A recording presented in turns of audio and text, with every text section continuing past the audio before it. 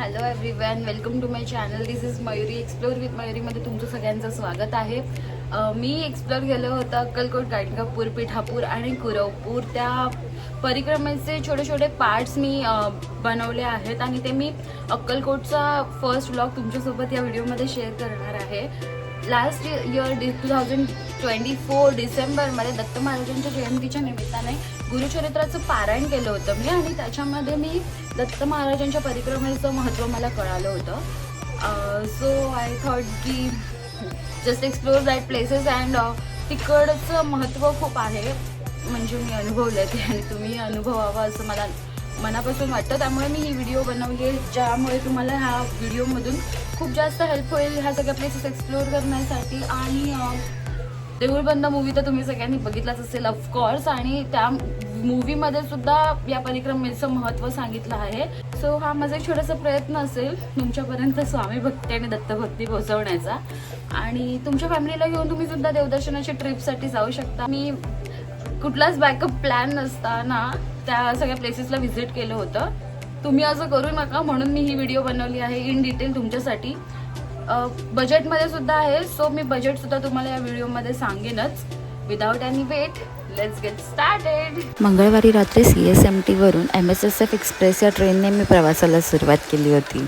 मुंबई पुण्यावरून खूप ट्रेन आहेत ज्याच्याने तुम्ही अक्कलकोट किंवा सोलापूरला पोहोचू शकता. तुम्ही IRCTCला चेक करा, तुम्हाला खूप सारे ऑप्शन्स मिळतील तिकडे. किंवा तुम्ही MSRTCच्या बसने सोलापूरसाठी ट्रॅव्हल करू शकता. Or else you can go there by your private own vehicle or tours and ट्रॅव्हल्सचे पण खूप ऑप्शन्स आहेत तिथे पोहोचण्यासाठी. We reach Akkalkot at 8 AM. सकाळी आम्ही 2 ऑटोने ट्रॅव्हल केलं होतं बिकॉज थोडं बजेटमध्ये प्लॅन करायचं होता मला म्हणून. अक्कलकोट स्टेशनवरून शेअर ऑटोने मंदिरापर्यंत गेले होते आणि मंदिराहून मी माझं जिथे स्टे होतं त्या प्लेसला जाण्यासाठी दुसरा ऑटो चूज केला होता. ही माझी रूम टूर आहे.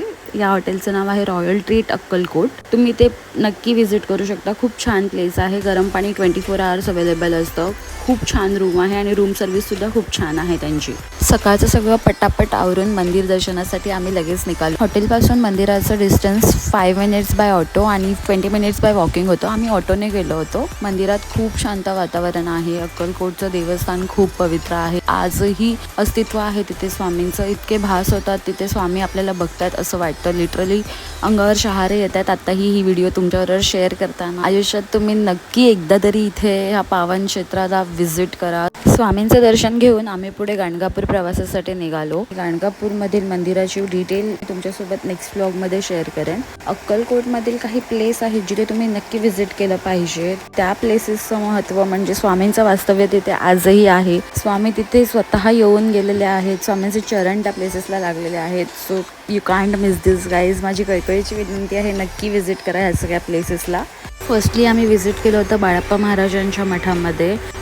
सेकंड आम्ही गेलो होतो स्वामी समर्थ महाराजांच्या समाधी मठामध्ये. खूप शांत आणि पवित्र वातावरण आहे त्या मठामध्ये.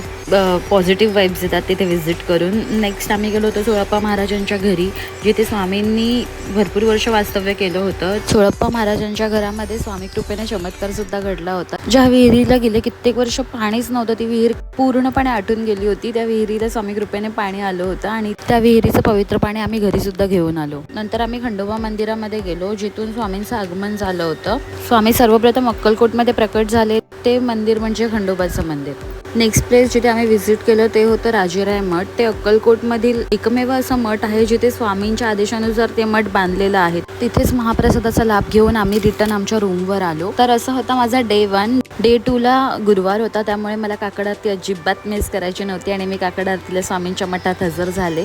That's it for today's video. Next location Kuravpur होतं, पण त्याआधी गाणगापूरचा व्हिडिओ घेऊन तुमच्या भेटीला परत येईन. व्हिडिओ आवडली असल्यास लाईक, शेअर अँड सबस्क्राईब करायला विसरू नका. Thank you for watching. Bye bye.